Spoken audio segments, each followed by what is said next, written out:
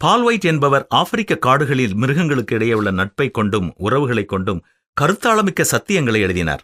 அவைகளில் ஒன்றுதான் டீட்டு குக்கு என்ற 2 குரங்கு குட்டிகளை குறித்த கதை.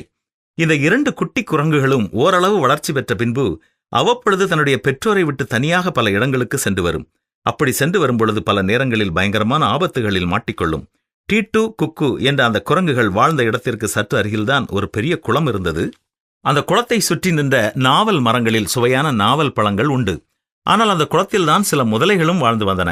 எனவே இந்த குரங்கு குட்டிகளின் தாய் தன் குட்டிகளை பார்த்து அந்த குளத்தின் அருகே போகவே கூடாது, அங்கே சென்றாலும் அங்கே இருக்கும் முதலைகளோடு எந்த தொடர்பும் கொள்ளக்கூடாது என்று கண்டிப்பாக சொல்லியிருந்தது. அம்மா குரங்கு சொன்ன வார்த்தைகள் அந்த 2 குரங்கு குட்டிகள் மனதிலும் இருந்தாலும் அந்த குளத்தின் அருகிலிருந்த நாவல் பழத்தின் மேல் அவர்களுக்கு மிகுந்த ஆவல். நாவல் பழம் பழுக்கும் காலமும் வந்தது.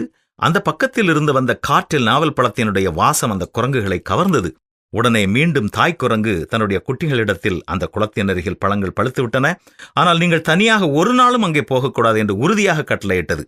சரியம்மா, நாங்கள் போகவே மாட்டோம் என்று டீட்டு குக்கு ஆகிய 2 குட்டி குரங்குகளும் தலையை ஆட்டின. ஆனால் அம்மா குரங்கு இல்லாத ஒரு நேரத்தில் மெதுவாக 2 குரங்கு குட்டிகளும் குளத்தின் அருகே சென்றன. அவர்கள் நின்ற கரையில் இருந்த மரங்களின் காய்கள் இருந்தன, ஆனால் பழங்கள் இல்லை. அந்த நேரம் மெதுவாக குளக்கரையில் ஏறி வந்த அந்த முதலை இந்த குரங்குகளை பார்த்து, ஏ குட்டி குரங்குகளா, நாவல் பழம் தானே தேடுகிறீர்கள்? குளத்திற்கு அடுத்த கரையில் நன்றாக பழுத்த நாவல் பழங்கள் இருக்கின்றன.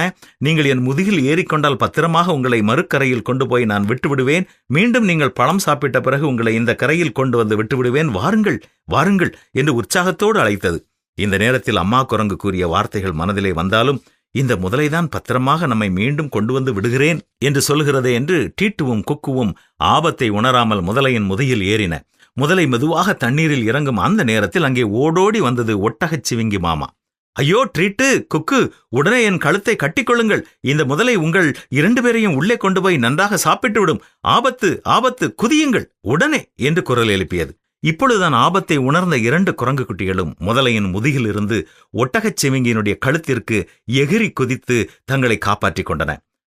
குரங்கு கறி என்றால் முதலைக்கு ரொம்ப பிரியம். எனவேதான் உங்களை ஏமாற்றிக் கொண்டு செல்ல பார்த்தது என்று ஒட்டகச் சிவிங்கி தெளிவாக விளக்கியது.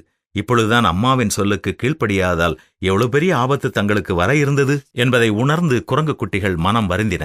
நாமும் கூட பல நேரங்களில் ஆபத்து என்று தெரிந்த பின்னரும் துணிந்து சில செயல்களை செய்து பேராபத்தில் மாட்டிக்கொள்ளும் சூழ்நிலையில் யார் மூலமாகவோ கடவுள் நம்மை அற்புதமாக காப்பாற்றியிருக்கிறார்.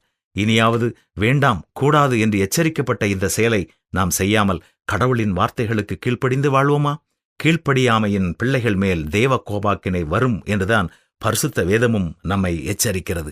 கீழ்ப்படிவோமா?